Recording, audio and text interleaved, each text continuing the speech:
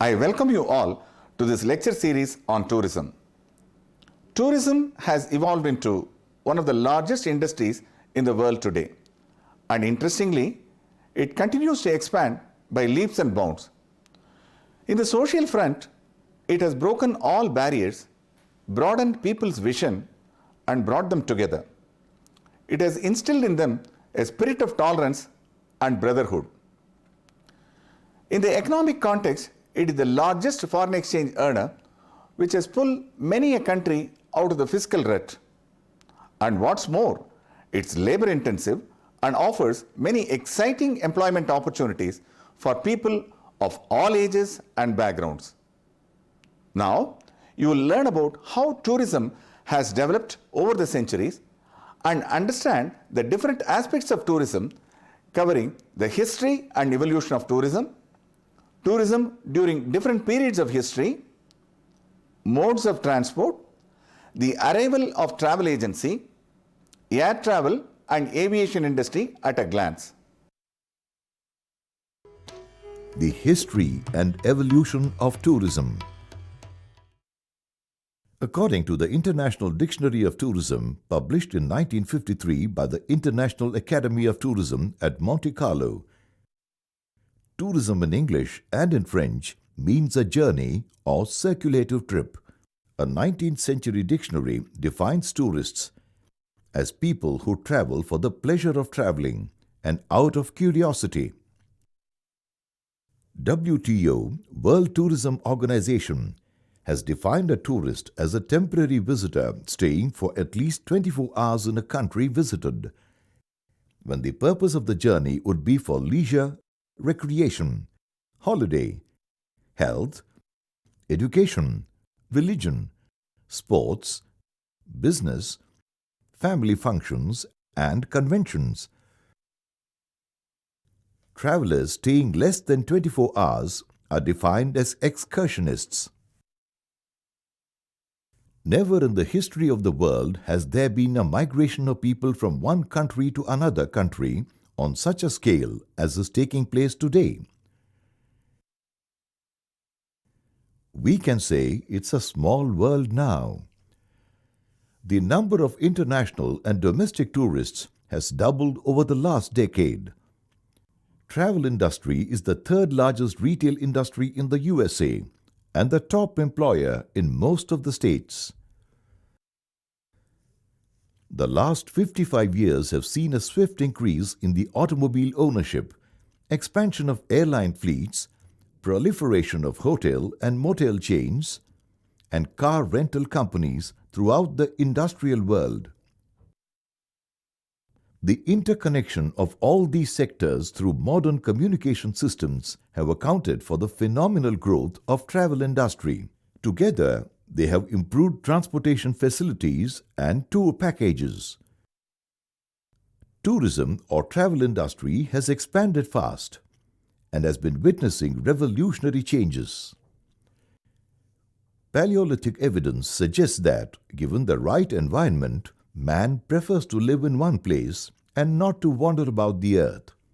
During a million years, changes in the climate, dwindling food supplies, or hostile invaders alone made people leave their homes to seek refuge elsewhere. Perhaps it was the invention of the wheel about 5,000 years ago which made travel possible, followed by the development of trade and agriculture. People went from place to place as travelers and traders. Almost at the same time, trade and travel developed in India, where the wheel and the money were already known at the time of the Mohenjo-daro civilization 3,500 years ago. Traditions of travel in India are perhaps the oldest in the world, the motive being primarily religion or trade. The great sages of the past retired to the Himalayas in the north, or to the dense jungles of the south to meditate or set up their ashrams, hermitages, which really were centers of learning. In the medieval period, people were tourists because of their religion, whereas today They are tourists because tourism is their religion.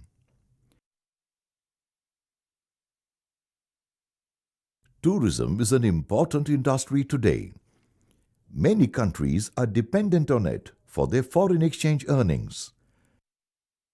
Tourism, or what is now popularly referred to as the travel industry, has become a comprehensive social science which calls for a serious study and attention because of its impact on the lives of millions of people across the world.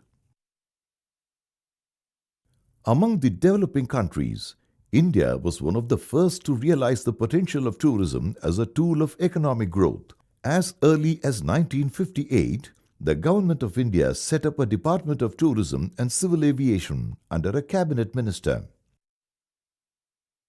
Modern tourism has evolved into a normal consumer product, transacted through retail outlets, wholesalers, and even department stores. Tourism in the BCs. Phoenicians, the people living on the coast of Syria at the eastern end of the Mediterranean Sea in ancient times, were probably the first real travelers in the modern sense, as they went from place to place as traders and travelers. Perhaps the invention of the wheel about 5,000 years ago and the invention of money by the Sumerians of Babylonia led to the development of trade in general and travel in particular. As early as the 3rd millennium BC, Egypt was a popular place for people across the world then. There are references to the Babylonian king Shulgi, who ruled Egypt 4,000 years back, and is said to have boasted that he protected roads, built gardens and rest houses for travelers. The ancient Greeks traveled short distances in small boats. In the 5th century BC, Herodotus toured Phoenicia, Egypt, Cyrenaica, Greece, and the Black Sea, and recorded the history, social customs, and practices of the people living in these areas. Greeks traveled to spas, festivals, athletic meets, and to consult the oracle at Delphi. Their means of transport was carts drawn by mules, and en route they stayed in wayside inns. Ancient Greek philosophers like Plato, Aristotle, Pythagoras, and Thales have traveled to Egypt and other neighboring countries. Tourism prospered under the Roman Empire with its long spells of peace and superior land and sea communications. Tourist traffic attained a scale and sweep that were not to be seen until the 19th century. Travel patterns in the Roman period. Romans probably were the first pleasure travelers in the world. Travel had become quite sophisticated by the time Christ was born. The Romans traveled to see the temples in the Mediterranean region and the pyramids of Egypt. They often traveled up to 100 miles a day by using relays of horses taken from rest posts that were 5 to 6 miles apart. Plutarch, the great historian and biographer of the period, speaks about globetrotters who spent the best part of their lives in inns and boats. The wealthy men of the period traveled in litter, a vehicle carried by people or animals with a bed or couch, often covered and curtained, suspended between shafts. Travel in ancient India. Atithi Devo Bhava, the guest is God. This ancient Sanskrit saying best sums up the rich tradition of India, which has welcomed visitors with open arms without any reservation or hostility, true to the syncretic spirit of its people and the composite culture it has nurtured. As for India, travel infrastructure was of a high order even during the Roman Empire. Trade ties were strong between Rome and India. When Alexander the Great reached India, he was surprised to find well-maintained roads lined with green trees, wells for providing water to the weary traveler, police stations and rest houses. Greek travelers have recorded that there were highways 1,200 miles long and 64 feet wide, on which people traveled in chariots, bullock carts, on elephants, camels, horses and oxen. There are references to voyages undertaken by Emperor Ashoka's emissaries to Sri Lanka, East Asia and West Asia to spread the gospel of Lord Buddha. Ancient Chinese travelers have left behind a wealth of information on the facilities available to tourists in India, the safety on roads, and the hospitality of the natives. Their travel accounts serve as an authentic source of information on the state of tourism in India in olden days. Also, there were several popular and well-developed trade routes like the famous Silk Route, which was essentially a network of roads traversed by Chinese silk traders. It served as a vibrant link between East, South, and Western Asia and the Mediterranean European world, and also parts of North and East Africa. It extended from Baghdad to Aden and Samarkand to Timbuktu. Historical research revealed that in 334 BC, when a democratic government was established in Ephesus, now in Turkey, by Alexander the Great, it is said some 700,000 tourists descended on the place to be entertained by acrobats, jugglers and magicians. The fall of the Roman Empire had an adverse impact on holiday, pleasure travel. The roads were no longer well maintained or safe for travelers. Socio-political conflicts were rampant, and if at all people traveled, it was to fight wars. This sorry state of affairs continued until 1000 AD, when European roads became relatively safe again, largely because of movement of merchandise. A clutch of medieval travelers like Benjamin of Tudela, Marco Polo and Ibn Battuta have recorded their observations on lives and livelihoods of people across the world. Their travelogues serve as important sources of information. Travel in the post-Renaissance era. The age of the Renaissance triggered in people a quest for knowledge and the desire to explore new territories. Maritime imperial powers like Spain and Portugal were constantly looking for new territories beyond Europe. For establishing trade relations and also for extending their sovereignty. They commissioned explorers to find a westward sea route to Asia, and that triggered a series of expeditions in different periods under the command of Christopher Columbus, Amerigo Vespucci, and Ferdinand Magellan, etc. However, it was Vasco da Gama, the Portuguese sailor, who discovered a shorter route by sailing around Africa to set foot on the western coast of India in Calicut in 1498. Around this time, there came into being a new means of transport. Coaches made in Hungary were the prized possessions of the elite. These new contraptions on four wheels drawn by horses had ornately carved roofs and curtained windows. Precursors to the trains, these coaches were used for transporting people between stages or stations, and thus earned the name stagecoaches. With the advent of the stagecoach, places of rest for travelers came up. However, in the initial stages, travel by stagecoaches was neither fast nor comfortable due to bad roads. A short distance from London to Brighton in England took 2 days. Modes of transport: road, railway, sea. The exit of dirt roads. A landmark development in the first decade of the 19th century revolutionized travel when John L. Macadam and Thomas Telford invented a new process for laying roads with a smooth, hard surface that would be more durable and less muddy than the dirt roads. The steam age.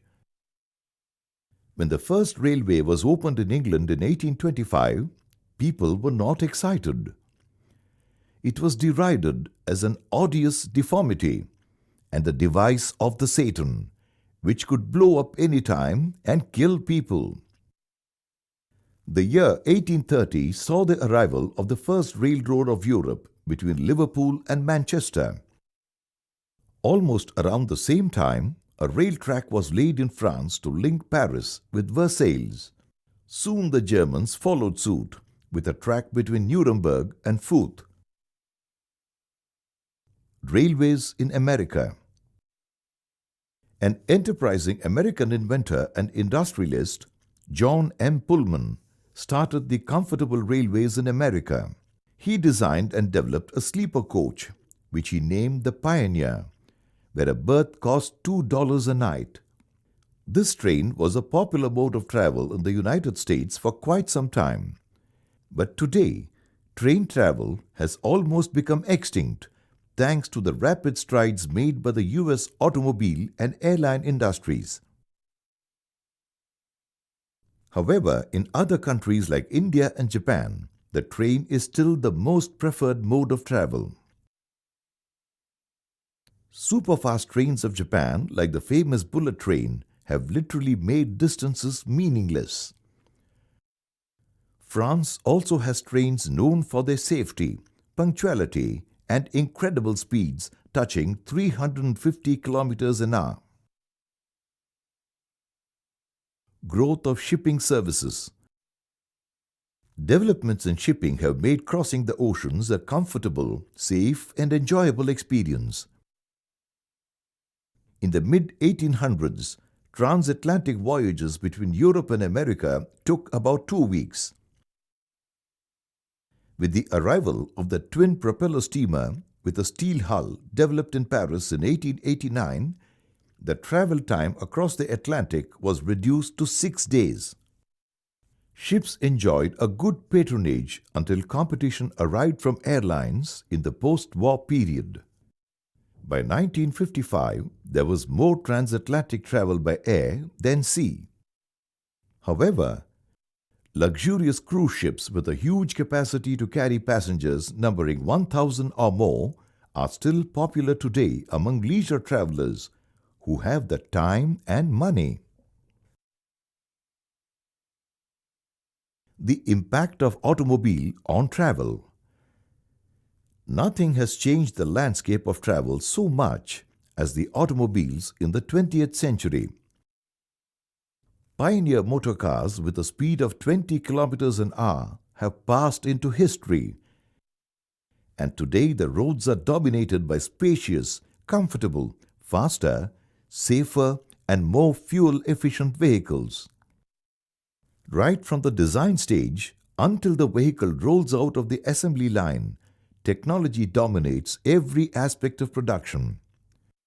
Automobiles do an estimated 80% of the holiday travel in the United States. Ownership of cars in the developing nations has also registered a sharp rise.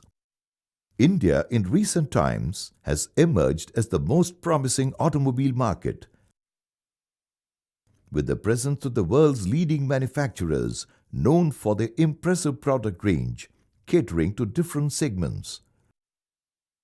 The enormous growth of Indian automobile industry has led to the demand for multi-lane highways with quality motels and eateries to cater to the needs of the travelers. The arrival of travel agency. In 1841, Thomas Cook, a traveling Baptist, engaged a train to carry 570 people from Leicester to Loughborough to attend a religious congregation. The 22-mile round trip cost each passenger 1 shilling, and the trip included a band to play religious songs with lunch and tea. Perhaps this was the first advertised tour in the world, which spurred Thomas Cook into looking at travel as a profitable business, and he became the world's first travel agent. He went on to organize inclusive tours and helped over 150,000 to attend the Great Exhibition in London. Soon, his tour programs expanded to include other cities in Europe. His Grand London to London Circular Tour of Europe, which included Antwerp, Brussels, Waterloo, Cologne, Frankfurt, Heidelberg and Paris, was a big hit. Today, Thomas Cook is one of the largest, oldest and reliable travel agencies with a strong global presence. The idea of travel as a business became popular later and spread to other parts of the world as well. Air travel and aviation industry at a glance. Nearly 16 years after the contraption designed by the Wright brothers took off in what was the first flight in 1903 at Kitty Hawk, North Carolina, a systematic and periodic air service commenced in Germany. The services operated on Berlin-Leipzig-Weimar route, and the carrier subsequently came to be called Deutsche Lufthansa, which is an aviation major today. Charles A. Levine acquired the distinction of being the first transatlantic passenger non-stop flight from New York to Germany in 1927. This was soon after Charles Lindbergh's solo flight from New York to Paris. Given the geographical spread of the United States, air travel has been accepted there as the most practical means of domestic as well as overseas travel today.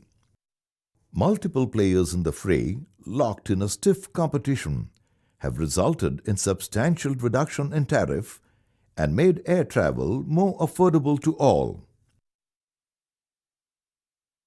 The role of IATA.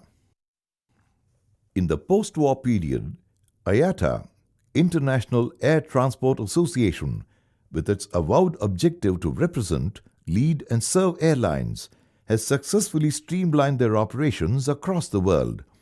Besides setting benchmarks for the member airlines, IATA has ensured smooth carriage of people and goods around the global airline network, as if they were traveling on a single airline in a single country.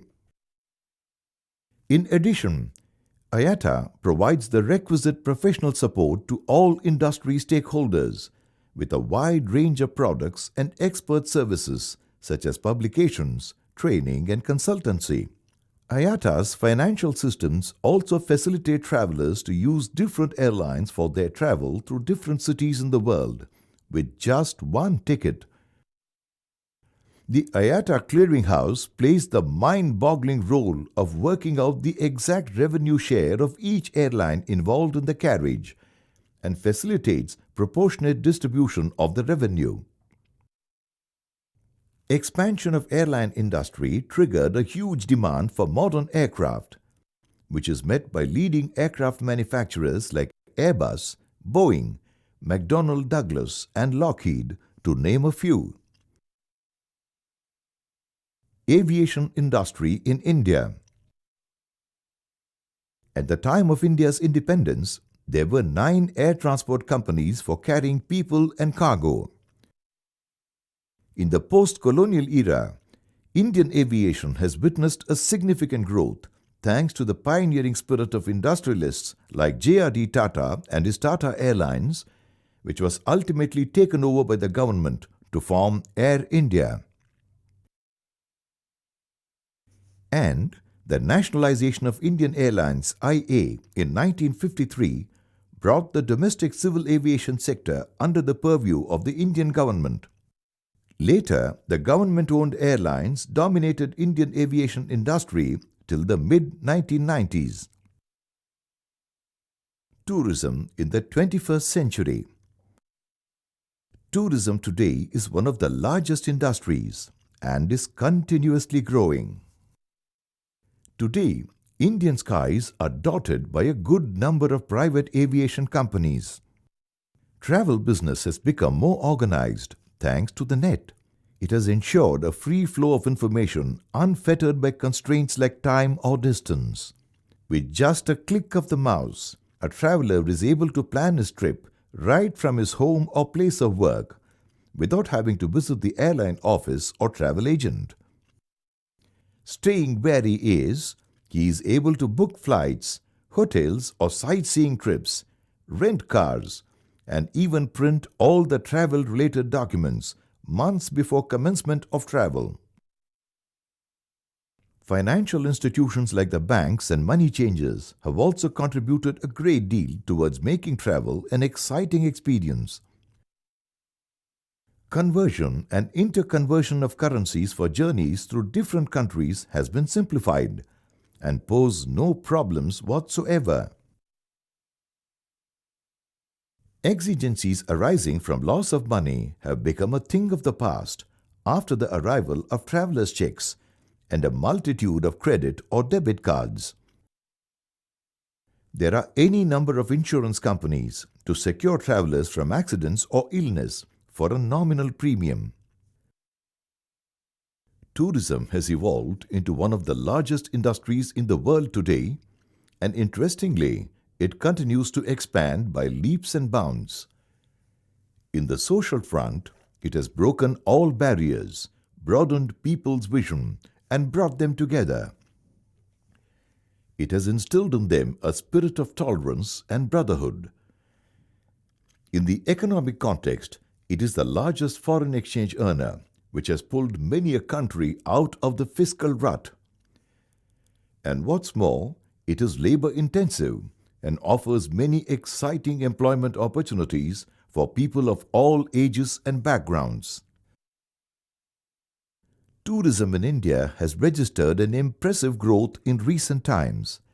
Enhanced facilities like highways, modern transport vehicles, guides, and good hotels have increased the influx of tourists from abroad.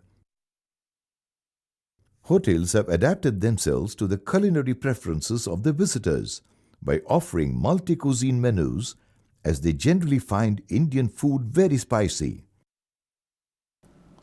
These topics should have given you a clear picture of how tourism has grown through the centuries and how arrival of travel agencies and some landmark developments in transport in general and aviation in particular have contributed to its becoming one of the largest industries in the world today. And that brings us to the conclusion of this session. Thank you.